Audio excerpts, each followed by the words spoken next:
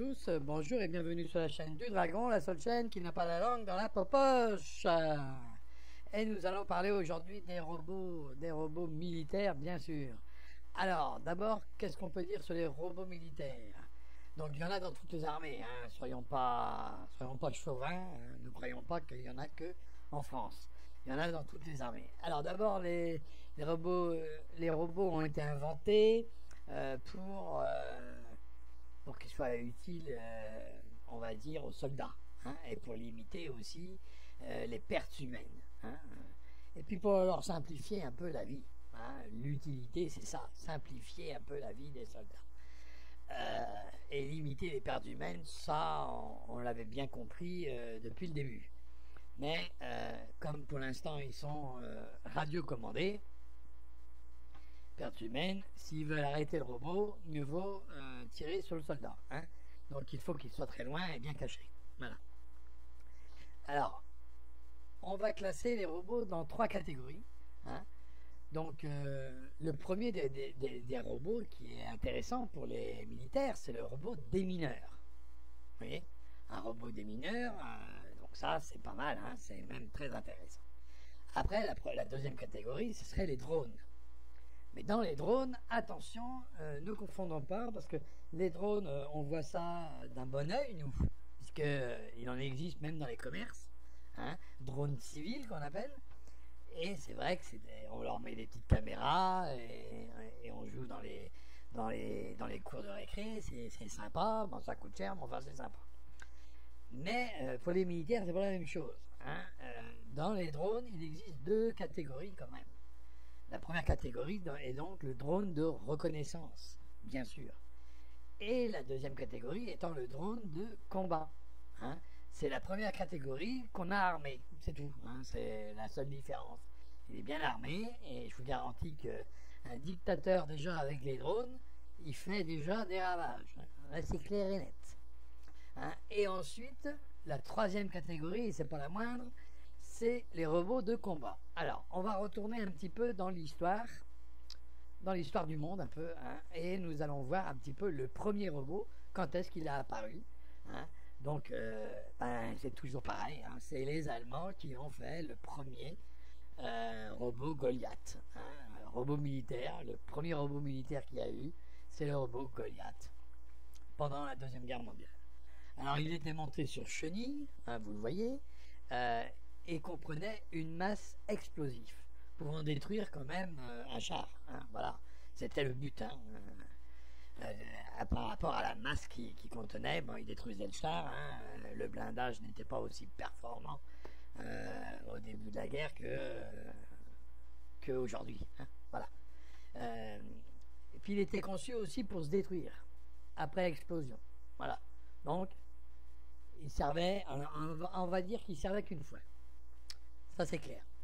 Alors, c'est bien, mais c'est pas bien. Alors, ça c'est une catégorie de robots qui a eu son temps. Et bien sûr, nous allons revenir à notre catégorie à nous, qui est donc les 3 que je vous disais tout à l'heure. Alors, le robot démineur, hein, il est utile pour l'armée parce qu'il est très précis. Il est beaucoup plus précis qu'un humain, hein. Il n'a pas la tremblote, c'est clair. Imaginons-nous que l'humain a la tremblote, c'est plus difficile pour tout ce qui est explosif et déminer ça. Alors, bien sûr, c'est le risque d'explosion, il est beaucoup moindre avec un robot qu'avec un humain, à cause de transpiration, enfin tout ce qu'on veut. Ensuite, oui, à quoi ça sert d'avoir des robots si on ne les utilise pas, hein, puisque les pertes humaines sont beaucoup moins importantes. Hein, grâce à quoi? Grâce aux robots. Voilà. Donc, on peut les faire travailler à leur place, sans problème, hein. L'humain est dans son petit camion devant son écran, et le robot peut déminer via, bien sûr, l'humain. Pour l'instant, il est radiocommandé, hein.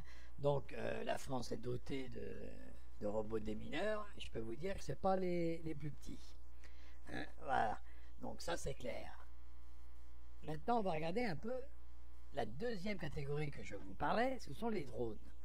Alors, les drones de reconnaissance, hein, ils sont utilisés un petit peu pour repérer les ennemis, hein. Donc voilà, ça reconnaît, hein, c'est pour un petit peu chauffer, hein, regarder les ennemis, comment, et ils le voient, ils sont très hauts, donc ils sont difficiles à atteindre, hein, pour un pistolet, pour un fusil, hein. C'est même clair que ne pourrait pas les atteindre. Donc, par contre, maintenant, si vous prenez ce même drone et que vous l'armez, automatiquement, vous vous retrouvez avec un drone de combat qui est conduit d'un armement utilisable, bien sûr, à distance, hein. Donc, un écran, un drone, des petites fusées en dessous, bon, attention, des petites, hein, tout est relatif, des petites bombinettes, et puis je vous garantis que ça pète dans tous les sens, hein. Et le gars, il est très loin de la scène, très très loin. Il le voit par caméra interposée. Et là, ça rappelle un peu les jeux, hein. Vous allez voir, alors les jeux un petit peu vidéo qu'on a dans les crafts, hein, c'est toujours avec une terminaison de craft. Donc, vous verrez pourquoi je vous dis ça. C'est après, hein, après que ça va prendre tout son sens. Pour l'instant, non. Ensuite, donc, et là, on arrive bien sûr au robot de combat. Alors, le robot de combat, c'est pour donner le change un petit peu aux soldats, hein, pour les aider. Donc, d'accord, vous avez un soldat, deux robots de combat, je vous garantis qu'en face, ils ont intérêt d'avoir la même chose, hein, puisque le robot de combat, lui, il peut y aller, puis il peut tirer sur tout ce qui bouge. Voilà, donc il est généralement équipé d'armes, hein, mitrailleuses, tout ce qu'on veut, hein, et des différents équipements. Il a beaucoup d'équipements. Alors je vous dirai lequel un peu plus tard. Là, maintenant, nous arrivons à un robot de combat, hein, qui est en œuvre déjà depuis un certain temps et qui a déjà fait ses preuves puisqu'il est déjà en œuvre depuis 2004. Donc c'est pas d'aujourd'hui, vous voyez. On n'est pas dans la science-fiction, hein. Donc l'armée américaine s'est munie depuis 2004 de ce robot, hein. C'est le SWORDS, hein. Et donc il est armé. Alors bien sûr il a une mitrailleuse, hein, comme je vous le disais, c'est normal, hein. Mais en plus il a donc un lance-grenade de 6 mm quand même, hein, je veux, d'une caméra avec une portée de 1000 mètres, et il peut contenir jusqu'à 300 chargeurs. Alors là, c'est quelque chose, hein. Bon, cette machine, quand même, il faut compter, si vous voulez avoir un ordre de prix, c'est 250 000 $, hein, donc pour une. D'accord, c'est quand même des prix, défiant pas toute concurrence, mais ayant beaucoup d'argent à donner, on va dire, pour ces choses-là. Donc vous voyez bien que déjà là, les robots sont dans toute leur splendeur et ils sont déjà actifs, hein. Ce n'est pas non plus quelque chose qui est futuriste, comme certains laisseraient le penser. C'est des choses qui sont déjà là. Les drones, bon, tout le monde savait, mais les robots chenilles de combat, c'est déjà moins diffusé dans les informations. Bon, il y en a, hein, il suffit de regarder, mais c'est pas diffusé à grande échelle. Disons qu'on verra pas ça à la télé, robot de combat, ça y est, l'armée se dote de robots de combat, et attention aux oreilles, parce que ça va tirer sur tout ce que ça bouge, hein. D'accord, puisque ça fait un petit peu déshumaniser tout ça. Et oui, hein, on n'est plus devant la personne qu'on va tirer. Ouais. Hein, donc vous voyez dans un théâtre d'opération en pleine ville, si vous mettez des robots de combat, vous n'êtes plus devant la personne. Quand vous voyez les ennemis, ok, mais si les ennemis sont parmi les amis, comment vous faites? Alors, pour l'instant, ils ne sont pas autonomes. Donc, il y a toujours les gens, des soldats, des chefs, qui sont là pour dire ah celui-là c'est un ennemi, parce qu'il le voit à travers la caméra, d'accord, hein, il peut lui dire lever les bras, machin, il prend le temps, hein, mais un robot avec doté d'un programme et qui serait autonome, ça m'étonnerait qu'il prend autant de temps. Voilà, ça c'est ce que je voulais dire. Bon, mais vous verrez par la suite sur cette vidéo que il n'y a pas que moi qui est inquiet sur la possibilité de dérive de ces robots-là.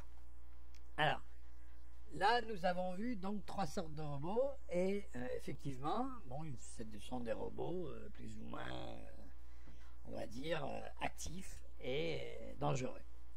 Donc, nous allons voir maintenant ce que l'armée française, Cocorico, envisage et a. Alors, d'abord, il faut savoir que l'armée française a des drones. Et il en a, puisqu'il en a acheté aux Américains. Ben, ça commence comme ça. Hein. Donc, on va aller voir déjà l'armée française, qu'est-ce qu'ils ont comme projet, on va dire, hein, puisque c'est plus un projet de bipède. Ah, là, vous allez voir pourquoi. Hein, on va vous expliquer ça, pourquoi. Et donc, j'ai fait une petite vidéo avec une voix synthétique, puisque quand j'ai cherché pour l'armée française, curieusement, je les ai trouvés pas en français. Ah, curieusement, oui. Donc, je les ai traduites, et puis comme ça a été clair. Hein. Voilà. C'est peut-être pas traduit en bon uniforme, comme on dit. Hein. J'ai pris le plus gros et j'ai tapé ça dans un programme de façon à ce que une voix synthétique le retransmette en bonne intelligence, on va dire. Hein. Bon, mais je l'ai noté avant. Hein. C'est moi qui l'ai noté, c'est pas... Hein, d'accord? Voilà. Donc on va regarder un petit peu ce parcours-là, ce bref petit film hein, qui fait partie d'un film de propagande, on va dire, pour une firme qui s'appelle ECA. ECA, c'est la firme robotique hein, et qui travaille un petit peu pour la France, hein, et voilà, hein, ni plus ni moins. Hein, et, comme aussi bien que Boston Dynamics travaille pour l'Amérique, hein, c'est clair, et comme Wondercraft, ah, ça y est, vous entendez le mot craft là, Wondercraft avec Google ont travaillé sur un robot un peu quadrupède. Donc vous verrez, hein, je vous montrerai tout ça. Un robot humanoïde pour l'armée française. La société française ECA Dynamics a récemment présenté son projet de robot humanoïde à la Direction Générale de l'Armement, DGA. Et si l'armée française se dotait prochainement de robots humanoïdes? C'est l'idée lancée par ECA Dynamics et Wondercraft, qui ont récemment présenté un projet devant la DGA à l'occasion du salon Milipol de novembre dernier. Un premier prototype fonctionnel pourrait être présenté d'ici 2 à 3 ans avant d'être testé dans des missions d'entraînement et de simulation de l'armée de terre. L'entrée en service actif pourrait être envisagée d'ici 2020 à 2025, après une période d'échange avec les unités militaires ayant en charge le test des machines. Les robots présentés seraient capables de marcher à 2 ou 4 pattes, ils seraient équipés de différents systèmes en fonction des besoins, et proposeraient ainsi une plateforme parfaitement modulaire. De l'assistance aux victimes, transport de charges, équipement de reconnaissance, transport de drones, relais de communication, les robots pourraient avoir des fonctions multiples. ECA dévoile son grand projet de robotique humanoïde militaire pour la France. Ne pas refaire les mêmes erreurs du passé. Cette préoccupation est au cœur des réflexions que le groupe ECA, filiale robotique et simulation du groupe industriel Gorgé, mène actuellement autour des robots humanoïdes destinés à un usage militaire par la France. Cet été, le groupe ECA annonçait la création d'une joint venture avec la start-up Wondercraft, spécialisée dans la robotique exosquelette à usage médical. Appelée ECA Dynamics, clin d'œil à la société Boston Dynamics, qui développe toutes sortes de robots humanoïdes et quadrupèdes pour l'armée américaine, est rachetée par Google fin 2013. La société est détenue à 51% par le groupe ECA et à 49% par Wondercraft. Cette société a vocation à combiner les technologies de robotique humanoïde apportées par Wondercraft et celles de robotique mobile apportées par le groupe ECA pour développer des robots bipèdes ou quadrupèdes pour les domaines de la défense et la sécurité. Entraînement soldats et robots. Selon le calendrier du groupe ECA, les premiers prototypes basés sur des technologies duales, civiles et militaires, peuvent être prêts d'ici à 3 ans. Ces robots humanoïdes et quadrupèdes devraient être capables de franchir des obstacles, de se mouvoir dans des espaces où les robots actuels sont limités par les roues chenilles, et de transporter des charges lourdes pour assister les soldats ou les ouvriers en milieu industriel. Ces robots à base humanoïde pourront, par exemple, inspecter une zone accidentée ou porter des charges.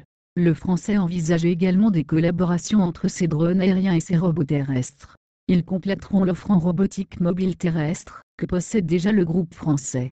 Leur mise en service pourrait se faire entre 2020 et 2025. Nous cherchons à attirer des financements pour construire les premiers prototypes, a expliqué Guénel Guillarme, directeur général d'ECA Group au salon Milipol dédié à la sécurité intérieure des États à Paris. L'expérience montre que tous les robots à chenilles ou à roues ont des problèmes de franchissement, fossés, fils barbelés, murets. Les robots qui marchent seront très utiles au sein des armées, des forces de sécurité, mais aussi du monde industriel. Donc là, c'est le moment de faire une petite pause point de vue militaire et regarder un petit peu point de vue industriel. Hein. Donc on sait que, bien sûr, tout ce qui est dans l'armée, un jour on se retrouve dans le civil, pas forcément armé. Hein. C'est juste un point l'armée développe, et ensuite les industriels s'en emparent et font pour le civil des choses un peu plus bizarres. Alors bien sûr, les robots dans le monde industriel. Bon, il y en a déjà plein, hein. C'est déjà pas, c'est pas un scoop ça non plus. Hein.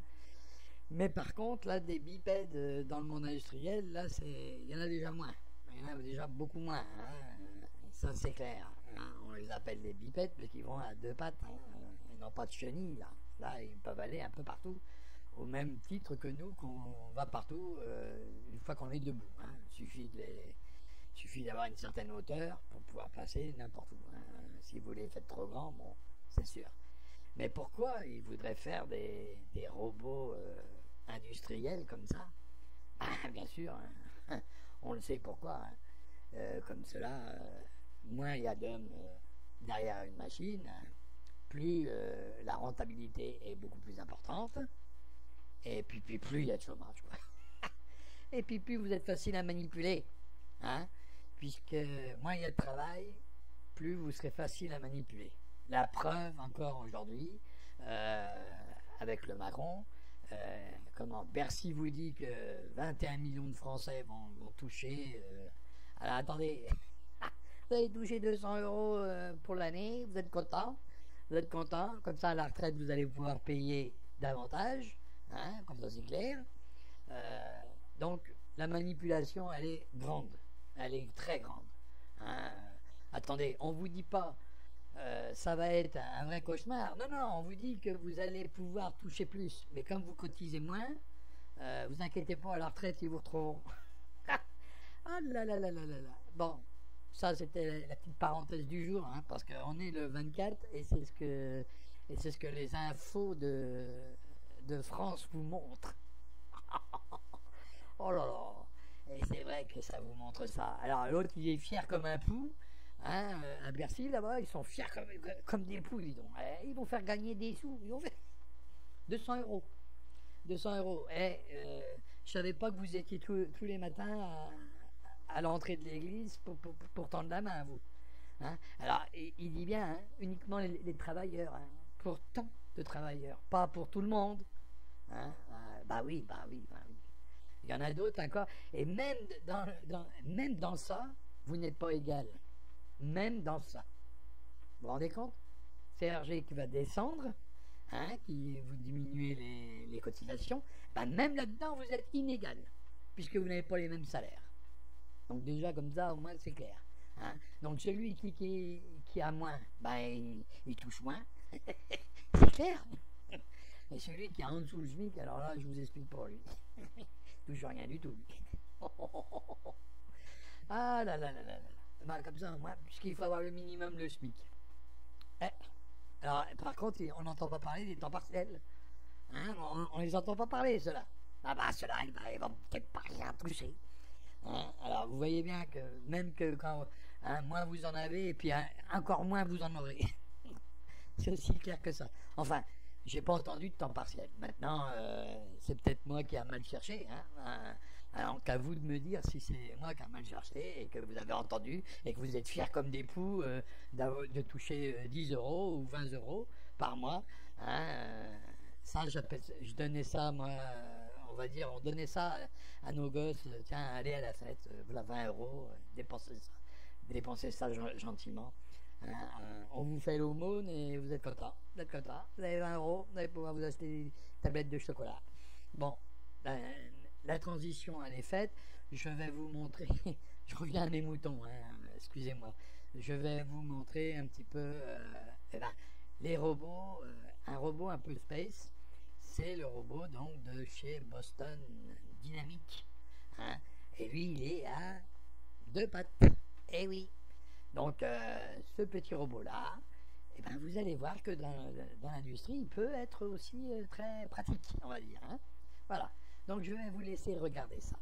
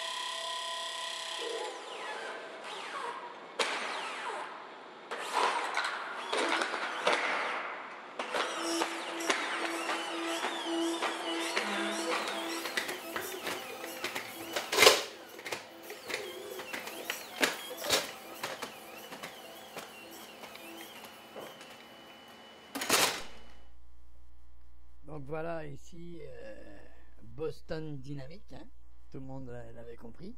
Donc on peut regarder maintenant ce qu'ils ont fait en plus. Donc tout ça c'est en 2015, vous voyez. Et en même temps je vais vous montrer, puisque dans Boston Dynamics, il a fait aussi des quadrupèdes, comme on dit. Donc ces quadrupèdes là ils fonctionnent. Vous allez voir, c'est du 2015 ça.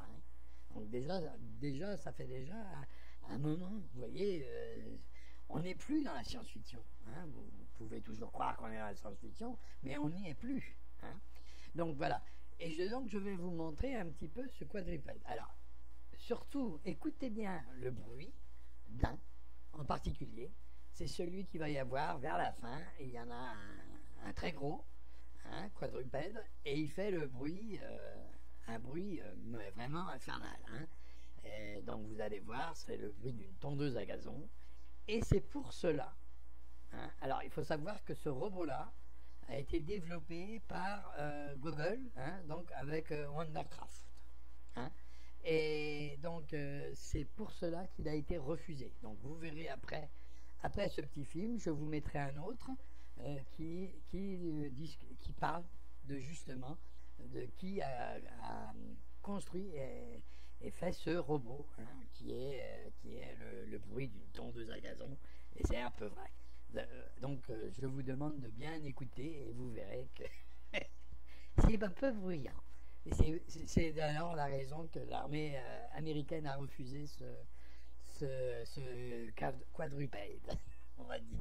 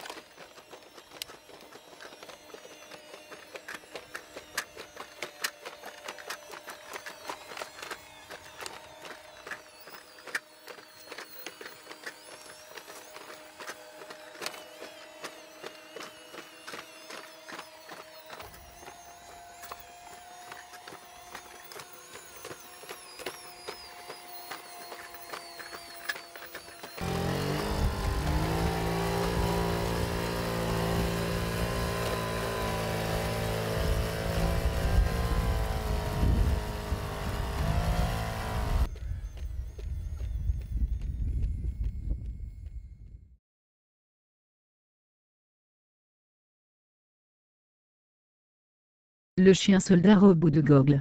Le robot chien Cujo, prévu pour être un compagnon sur le champ de bataille, capable de transporter des armes ou des équipements, ne verra pas l'avenir, car les militaires américains l'ont trouvé trop bruyant en conditions de combat. Il a fallu 5 années à Google pour développer ce robot, dont le nom officiel est le Jet Squad Support System. Il est capable de courir sur des terrains très irréguliers, de suivre un soldat, en transportant des armes ou tout autre équipement jusqu'à un poids total de 181 kg. Après l'avoir testé dans des zones d'entraînement à Hawaii, Kilolson, le porte-parole du Warfighting Lab, a conclu que le robot ne convenait pas aux marines. En plus du bruit de tondeuse à gazon du moteur à gaz, se sont révélés d'autres problèmes sans solution apparente, comment réparer ce monstrueux automate, s'il se cassait ou comment l'intégrer à une patrouille de marine. Ainsi, à cause des problèmes qu'il posait, les marines ont décidé, à la fin de 2015, de remiser ce robot militaire. Quant au montant total payé pour son développement depuis 2010, il s'élève à quelque 42 millions de dollars. Pour l'instant, aucune expérimentation ou amélioration du robot n'est prévue. Donc voilà ce que je vous disais, hein, nous avons donc un bruit d'enfer. Donc il est repérable de très loin. Il est repérable de très loin. Donc vous comprendrez bien pourquoi maintenant l'armée américaine l'a refusé. Voilà. Donc robot développé par Honda-Craft, hein, avec Google, hein, bien sûr, hein, qui est dedans, hein, et bien sûr ECA. Voilà. Donc tout ça a été développé hein, avec Boston Dynamics. Donc on va faire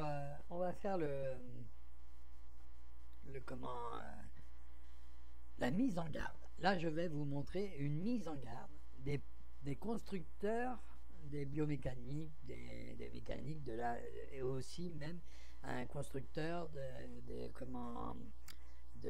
l'intelligence artificielle, hein, vous allez voir qu'ils mettent en garde, ils tirent une sonnette d'alarme. Alors, ce serait bien quand même que quand les sonnettes d'alarme soient tirées, qu'on en tire des conséquences. Et on voit un petit peu leur cri, hein, ou leur appel. Parce que c'est vrai qu'il y a quelque chose qui risque de nous péter à la gueule. Ça va nous péter à la tronche. Ça, c'est clair. Hein, pour ceux qui en doutent, vous allez vite vous rendre compte que ça va vous péter à la gueule. Hein, et puis, nous terminerons, une fois fini ce petit interlude aussi, nous terminerons sur un robot qui existe déjà et qui marche à deux pattes, hein, qui existe déjà. Et vous allez voir, il est déjà en compagnie d'humains. Hein, et c'est pas rien de le dire. Alors, si vous vous rappelez aussi, à Toulouse, sur la place, donc vous pouvez aller voir sur le net une vidéo sur une place de Toulouse. Et il y a eu un robot qui s'est mis, qui était en démonstration. Hein. Alors, je le mettrai peut-être en fin, la vidéo. Vous verrez. Hein. Donc c'est pas rien. Hein. Il fonctionne. Donc, bien sûr qu'aujourd'hui, quand il y a une démonstration de robot, on va pas vous dire que ça va vous piquer votre place de boulot, on va pas vous mettre le négatif, hein, on va vous mettre le positif. Regardez comment il est gentil. Il va même vous offrir des fleurs, le truc. Hein. Mais ça reste un robot. Hein. Donc, c'est celui qui est derrière, hein, qui est en train de le manipuler. Hein. C'est pas le robot lui-même. Et pour l'instant, il n'a pas une intelligence artificielle développée. Mais bien sûr, on va vers ça. Voilà, c'est ça qu'il faut comprendre. On va vers l'intelligence artificielle, vers vers des trucs qu'on ne devrait même pas toucher d'ailleurs, parce que ça va nous péter à la gueule. Ça va nous péter à la gueule. Voilà, ça c'est clair. Ça, pour moi, c'est complètement. Je suis complètement convaincu que ça nous pètera un jour à la gueule. Pourquoi? Parce que c'est comme ça. On fait des choses qu'on n'arrivera même pas à arrêter. Eh oui, vous vous rendez compte la vitesse d'exécution d'un programme, hein, qu'on est arrivé à faire aujourd'hui. Déjà, aujourd'hui, ça commence à aller très vite. Alors, imaginez-vous demain. Imaginez-vous demain. Hein. Alors, des robots à quatre pattes, je vous garantis que quand ils vont commencer à courir, on va les faire beaucoup plus fluides, bien sûr. Ben là, il n'y aura pas un homme qui arrivera à la cheville du robot. Hein. C'est clair, même celui à deux pattes de toute façon, hein, ça c'est clair. Donc vous vous rendez bien compte que si vous faites des gestes intempestifs, alors imaginez les Italiens comment ils causent. Vous savez bien qu'ils causent avec les mains. Hein, beaucoup d'Italiens qui causent avec les mains. Bon, eh ben, imaginez-vous devant les robots qui essayent de causer, mais c'est naturel chez eux. Ils sortent les mains et puis ils commencent à parler avec. Hein. Ben, vous vous rendez compte, qu'est-ce qui va se passer là? Qu'est-ce qui va se passer? Le robot, est-ce qu'il va interpréter ça pour une menace? Est-ce que ce sera une menace? Hein, mais on sera obligé d'avoir un critère quand même de menace. Et là, et s'il est autonome, bah c'est lui qui décide. Ah, bah dame là, ça va pas être du gâteau. Moi, je vous le dis tout de suite. Donc, on va voir ça, toutes ces choses-là. Et puis, ensuite, ça sera la fin de la vidéo, bien sûr. À la une robot tueur, Elon Musk et des patrons tirent la sonnette d'alarme. Elon Musk revient à la charge. En compagnie d'une centaine de responsables d'entreprises de robotique, ou spécialisées dans l'intelligence artificielle, le milliardaire a signé une lettre ouverte aux Nations Unies pour mettre en garde contre les dangers des armes autonomes, surnommées robots tueurs. Les armes offensives, destinées à tuer, note de la rédaction, autonomes, permettront des conflits armés à une échelle jamais vue auparavant, et à des vitesses difficiles à concevoir pour les humains, peut-on lire dans cette lettre ouverte à la Convention des Nations Unies sur les armes. Parmi les signataires, figure donc Elon Musk, patron du constructeur de voitures électriques, et partiellement autonome Tesla, ou encore de l'entreprise spatiale SpaceX, mais aussi Mustafa Suleyman, de la société britannique DeepMind, détenue par Google et spécialisée dans l'intelligence artificielle. 6 patrons d'entreprises françaises ont également signé la lettre ouverte, Rôle Bravo, Dibotique, Raphaël Elchérier, XI, Jérôme Monceau, Spooné et Elderaban Robotique, Charles Lyon, Euritech, Anis Sabani, Innova Robotique, Alexandre Valette, Snean Open Innovation Lab. Une boîte de Pandore difficile à refermer. En tant qu'entreprise mettant au point les technologies d'intelligence artificielle et de robotique qui pourraient être détournées pour développer des armes autonomes, nous nous sentons particulièrement responsables pour tirer le signal d'alarme, disent-ils encore. Elles peuvent être des armes terrifiantes, des armes que des dictateurs et des terroristes utilisent contre des populations innocentes, et des armes piratées à des fins funestes, poursuivent les signataires. Dans ce courrier diffusé dimanche par le Future of Life Institute, organisme non lucratif basé aux États-Unis, qui met en garde contre les méfaits possibles de la technologie. Nous n'avons pas beaucoup de temps pour agir. Une fois ouverte cette boîte de Pandore, elle sera difficile à refermer. C'est pourquoi nous, vous, implorons de trouver le moyen de nous protéger de ces dangers, écrivent encore les signataires, originaires du monde entier. L'ONU se penche depuis 2013 sur ce type d'armes et des réunions sur le sujet devaient avoir lieu à partir de lundi à Genève, réunion finalement annulée et reportée à novembre, selon le site internet des Nations Unies. En 2015, plusieurs milliers de chercheurs et personnalités avaient déjà lancé un appel pour l'interdiction des armes offensives autonomes. Un risque de guerre accru. Elon Musk, qui est membre du Future of Life Institute, de même que le célèbre astrophysicien britannique Stephen Hawking, met régulièrement en garde contre les dangers de l'intelligence artificielle, citant en particulier les robots tueurs. La sonnette d'alarme a été tirée, alors que se réunissait lundi à Melbourne, en Australie, la conférence internationale conjointe sur l'intelligence artificielle, avec 2000 participants, un record selon les organisateurs. Une spécialiste a jugé que les armes autonomes favoriseraient les guerres. Aujourd'hui, les pertes potentielles de vie humaine dissuadent de commencer ou d'aggraver un conflit. Mais quand les principales victimes sont des robots, le facteur dissuasif change complètement, et la probabilité d'un conflit augmente, a déclaré Marianne Williams, professeure à l'Université de technologie de Sydney. Donc là, vous avez vu, vous avez entendu, on va dire, même des professeurs, même des éminents chercheurs tirent la sonnette d'alarme.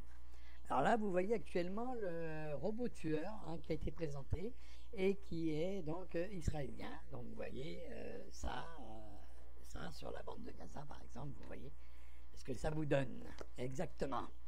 Donc là, nous ne sommes pas dans la science-fiction, nous sommes dans la réalité, encore une fois. Donc c'est clair, ça existe.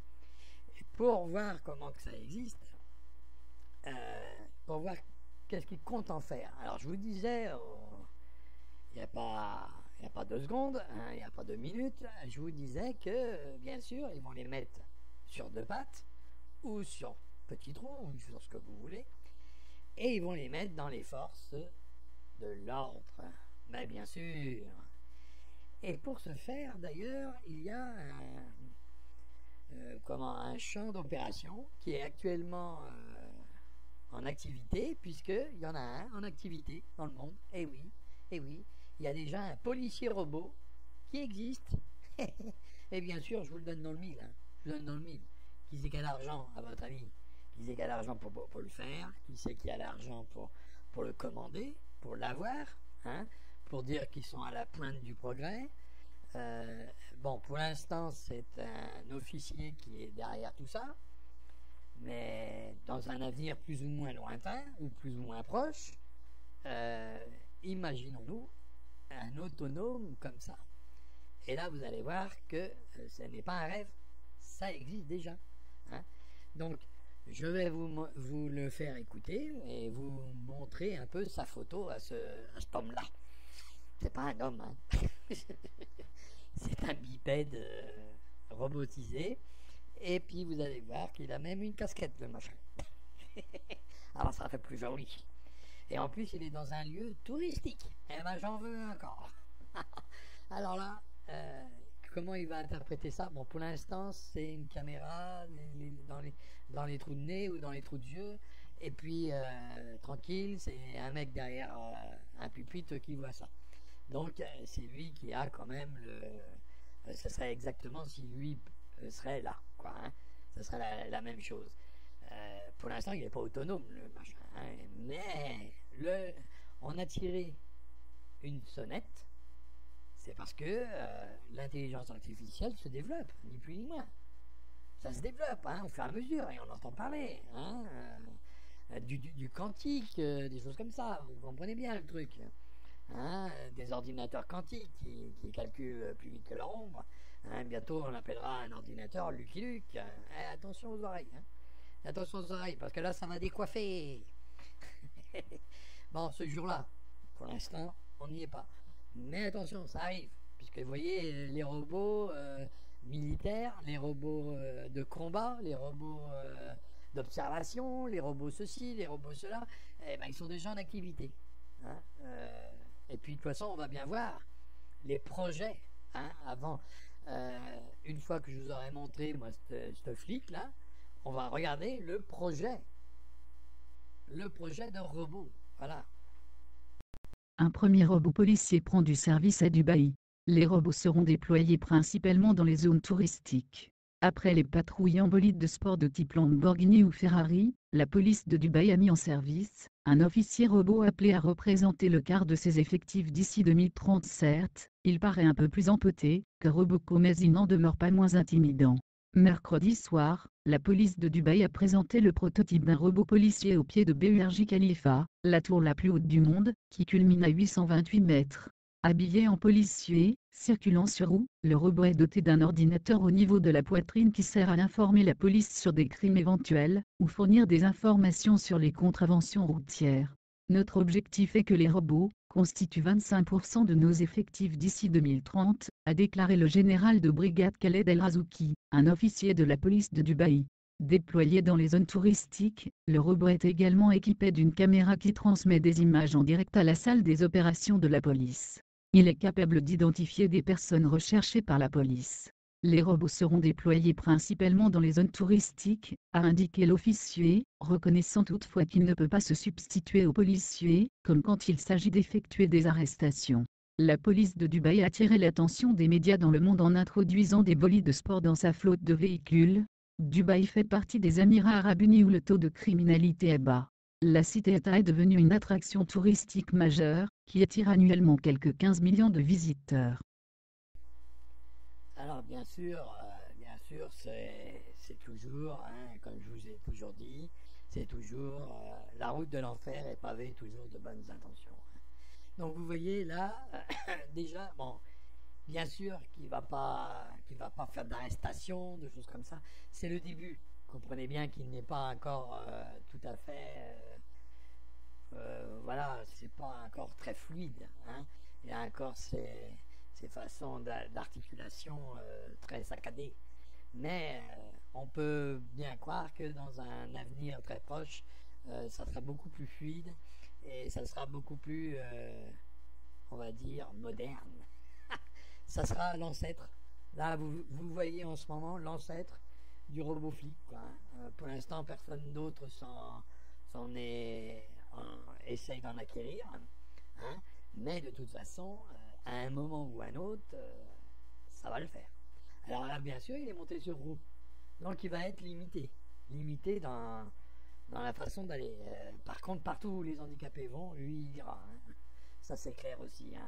Donc, dans les lieux touristiques, comme maintenant, je pense que là-bas, ça doit être au top. Hein. Ils ont dû mettre pas mal de rampes, pas mal de choses comme ça.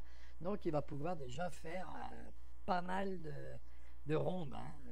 Donc, vous voyez que c'est pas de la science-fiction, encore une fois. Hein, puisque on y croit un peu trop à cette science-fiction. Alors maintenant, on va regarder un petit peu, on va écouter un petit peu le projet. Les projets qu'il y a sur les robots. Et vous allez voir que les projets, ils sont bien concrets aussi, hein, puisqu'ils vont essayer d'en faire quand même pas trop mal pour la France, hein, pour la France aussi. Hein. C'est le projet que j'ai trouvé pour la France. Les armes robotisées. Véhicules terrestres robotisés armés, patrouillant les frontières israéliennes. Israël a des véhicules terrestres non habités, qui peuvent transporter des armes et des capteurs télécommandés pour des missions de surveillance pour patrouiller la frontière de Gaza.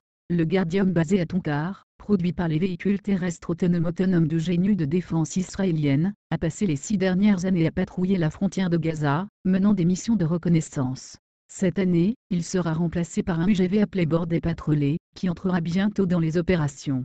La nouvelle UGV, également produite par GNU, une entreprise commune établie par Israel Aerospace Industrial B-System, est basée sur le Ford F-350 Super Duty Truck, que l'armée a transformé en véhicule télécommandé. Au début de 2015, il y avait 8 à 10 véhicules robotiques patrouillant les frontières d'Israël. Le véhicule patrouille les frontières, peut être armé d'une arme télécommandée, et d'un moyen de reconnaissance. Guardium Mk3, véhicule terrestre non habité entièrement autonome pour des missions de combat complexes. Conçu pour être utilisé dans des missions de combat complexes, le Guardium Mk3, un Managed Ground Combat Vehicle, UGCV, est entièrement autonome, offrant d'excellentes capacités de reconnaissance et d'exploitation d'armes, ainsi qu'une excellente maniabilité même dans les conditions de guerre les plus difficiles. De Guardium Mk3 crée une dissuasion en fermant rapidement la boucle du capteur vers le tireur, identifie et classifie l'activité hostile, donne un avertissement préventif aux forces militaires, et fournit une réponse aux menaces sans mettre en danger le personnel. Le Guardium Mk3 fait partie de la suite GNU un Managed Ground System de véhicules terrestres non habités pour les applications de défense et de sécurité. Poids 3000 kg. 2000 kg charge utile. Jusqu'à 120 km/h, en mode semi-autonome. Avant-garde Mk2.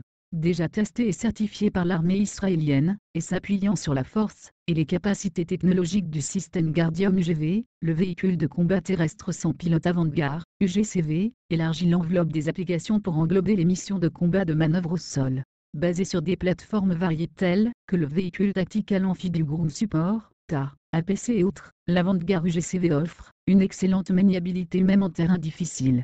Au cours des prochaines années, le commandement des forces terrestres prévoit compléter le développement d'un robot qui servira des unités d'infanterie et d'ingénierie de combat engagées dans une guerre de tunnels. Le robot patrouillera sous terre et recueillera des informations pour les unités en surface, permettant aux soldats d'éviter d'entrer dans des tunnels terroristes, qui sont souvent des pièges mortels piégés, où les hommes armés ennemis plus familiers avec l'environnement peuvent attendre. La mauvaise visibilité et la qualité de l'air dans les tunnels créent des défis supplémentaires pour les soldats. Un robot peut être risqué, et il ne faut pas faire face à un manque d'éclairage. Il ne faut pas respirer, et il ne faudra pas s'inquiéter d'avoir été abattu, a déclaré Tarbalsi. Les robots structureront les tunnels et les bâtiments, permettant aux soldats de combat d'avoir une image précise d'une arène de combat avant de l'entrée. Le commandement des forces terrestres et la société GNU développent également un robot appelé Loyal Partner, qui sera armé d'armes télécommandées et capable de manœuvrer sur le terrain, servant de garde d'avance pour les soldats de combat. Il pourrait être déployé dans des zones remplies d'explosifs cachés et d'embuscades de tir. Guardium Mk2. Soulignant la charge de poids extrême sur le soldat démonté, le Guardium Mk2, un véhicule polyvalent et autonome, réapprovisionne des troupes avant, avec jusqu'à 300 kg de munitions et de fournitures sans mettre en danger les véhicules équipés sur les routes affligées par les IED. Une progéniture du Guardium UGV opérationnel, le Guardium Mk2 équipe le Warfik T avec une trousse à outils robuste pour une variété de scénarios opérationnels en tant que preuve de route, protection de base, ISTAR et support logistique de combat. Hauteur 2 m 2, 7.2 ft 86 in. Largeur 1 m 8, 5.9 ft 70 in. Longueur 3 m 47, 11.2 ft 134.5 in. Poids 1200 kg. Charge utile 300 kg. Vitesse maxi 50 km/h, en mode semi-autonome, endurance 24 heures et plus de jours d'exploitation continue. Centrale électrique, les moteurs lourds et standards sont disponibles. Et voilà, donc ça c'est déjà les projets et le concret. Mais maintenant on va rentrer dans le vif du sujet et dans le concret, mais du concret de chez le concret là. Et oui, vous allez voir que les Russes, les Américains essaient l'escalade. Alors les Russes, ils ont développé des engins, ouais, on va les appeler des engins de mort, hein. C'est clair, c'est pas des engins pour bisounours. Hein. Pour ceux qui croient qu'on est dans les bisounours, eh ben, ils se sont trompés d'époque et ils se sont trompés aussi de monde. Donc là, les Russes, ils ont développé même un bipède, c'est-à-dire taille, une bonne taille, bien respectable, et ils l'apprennent même à tirer. Eh oui. Hein, d'ailleurs, si vous allez sur les informations du net, vous verrez bien que ce n'est pas un rêve, hein, c'est vraiment la réalité, et ils apprennent à tirer. C'est une espèce de robot, hein, qui ressemble un peu à un Terminator, on va dire, hein. Hein, donc le voilà, vous voyez, et il tire, effectivement, dès demain. Dès demain, alors pas demain, demain avec les doigts, hein, d'accord. Donc vous le voyez là, et donc il doit avoir une précision quand même pas trop dégueulasse. Et là, donc je vais vous faire écouter un petit peu tous les articles. J'ai fait un condensé d'articles et de recherches pour pouvoir vous parler des Russes et des Américains, bien sûr, qui sont en train de développer. Alors, j'ai trouvé qu'en 2016, ils commençaient déjà à développer, et qu'ils étaient à 90%, hein, surtout les Américains, à 90% de finaliser ce robot. Hein. Donc c'est un robot, par contre, là, c'est un robot qui est autonome. Hein. C'est un navire, exactement. Donc vous voyez un peu la taille, c'est un navire autonome. Et pas rien, hein. C'est pour détecter les furtifs. Et bien sûr, les Russes, c'est à la fois ceci, et à la fois aussi un petit genre de tank, hein, mais aussi un sous-marin furtif. Et donc, les Américains, ils n'ont pas trouvé mieux de faire un bateau pour détecter justement le furtif. Voilà, donc on va voir tout ça, et ensuite, je vous reprends, et ça sera la dernière fois que je vous reprends. Le robot FEDOR, conçu en Russie pour être envoyé dans l'espace en 2021, peut maintenant tirer en utilisant ses deux mains, a déclaré le vice-premier ministre russe Dmitry Rogozin. L'androïde FEDOR est désormais capable de se servir d'une arme avec ses deux mains. Le robot de la plateforme FEDOR a montré ses capacités à tirer en utilisant ses deux mains. On travaille actuellement sur son habileté motrice et ses algorithmes de décision.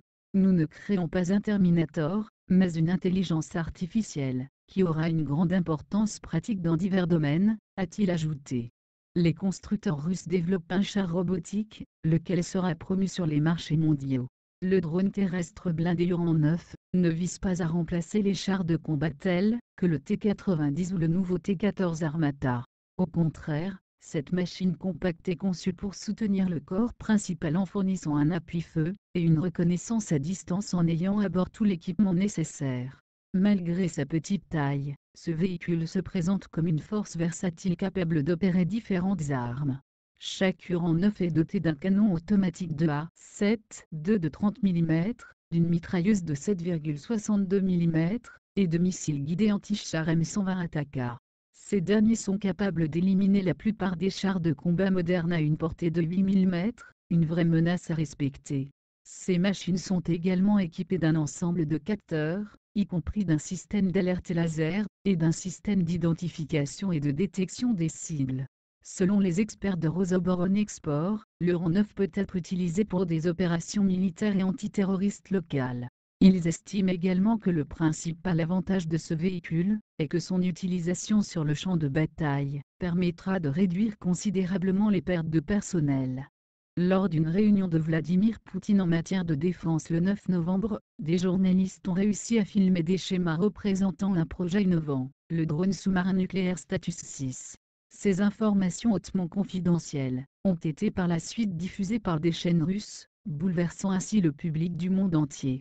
Le 9 novembre, le chef d'État russe Vladimir Poutine s'est entretenu avec des représentants du secteur de la défense d'un projet prometteur, notamment le système multifonctionnel Status 6. Le porte-parole du Kremlin Dmitry Peskov a confirmé que le sujet du sous-marin Status 6 avait été en effet évoqué.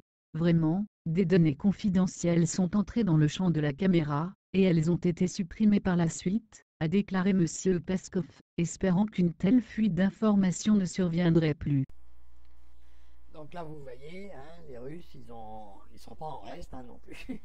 Alors c'est pour aller sur le marché mondial. Et bien sûr, ils en ont les mêmes à la maison, comme on dit. Hein.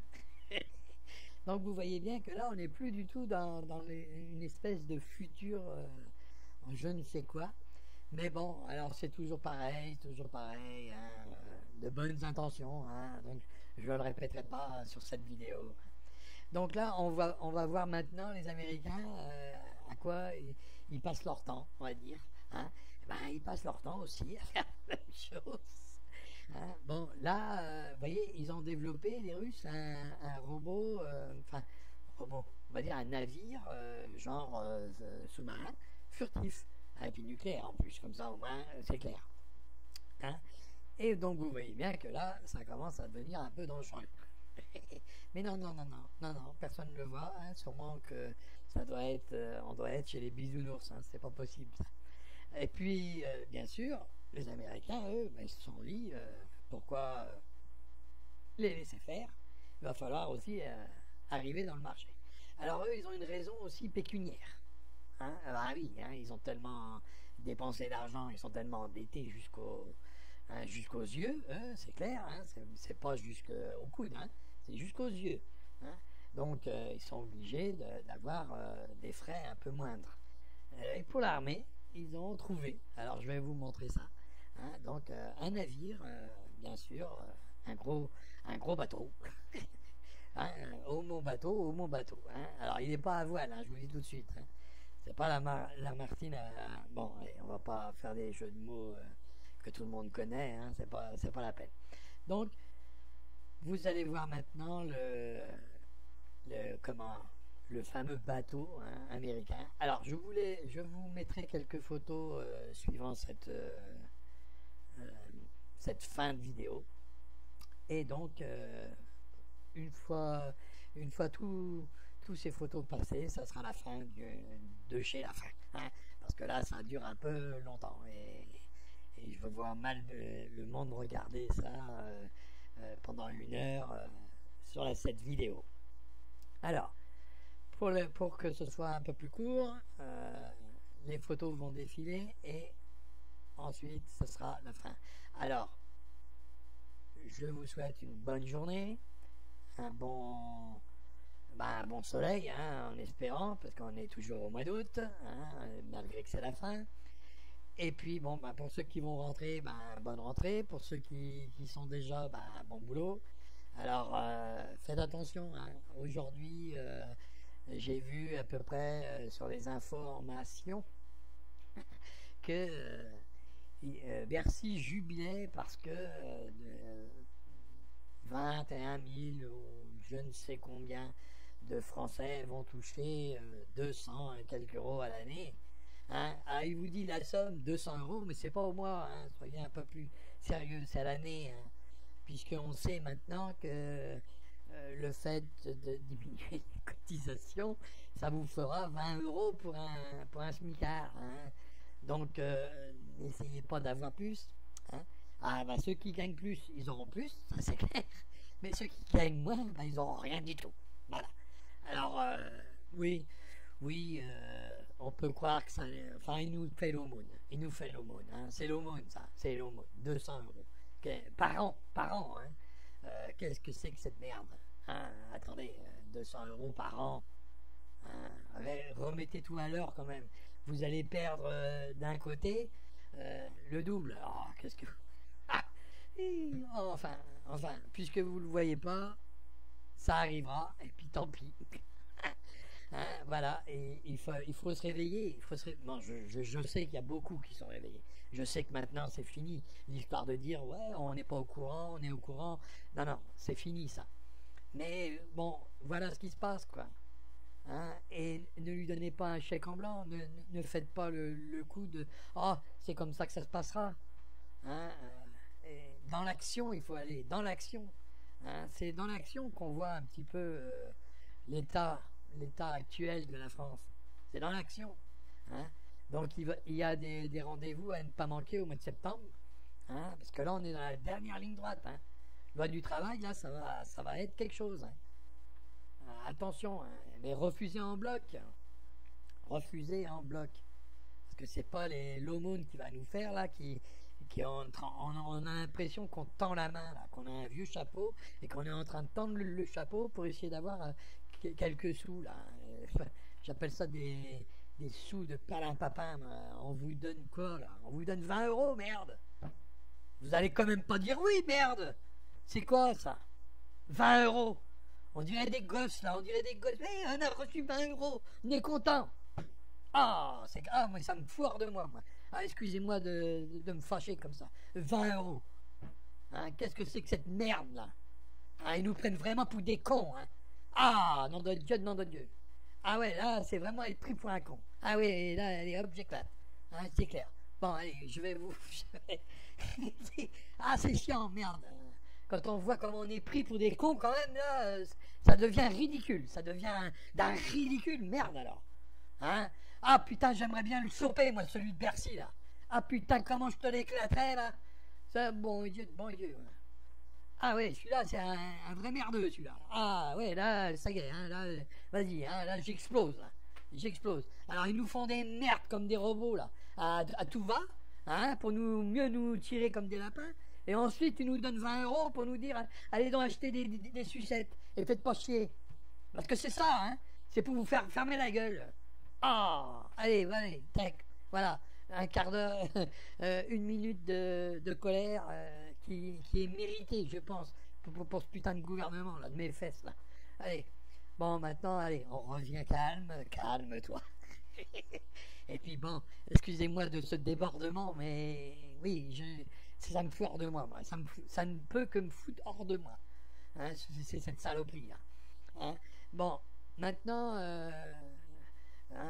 quand on veut... Allez, j'arrête. Donc, je vais vous montrer les navires américains autonomes. Hein, et il est contre les furtifs, lui. Alors bon, au revoir et puis à bientôt sur une autre vidéo. Des ingénieurs américains ont créé un navire sans pilote censé détecter les sous-marins les plus furtifs. L'Agence américaine pour les projets de recherche avancée de défense, DARPA, auprès du Pentagone se prépare à tester un nouvel appareil maritime sans pilote. Cette machine de plus de 40 mètres de longueur, et dont le déplacement d'eau est de 140 tonnes devrait être en mesure de détecter en régime autonome même les sous-marins les plus furtifs. Le chasseur de sous-marins a été construit sur le littoral de l'État d'Oregon, nord-ouest des États-Unis. Pour le moment, la construction est terminée à 90% et ses essais en 2016.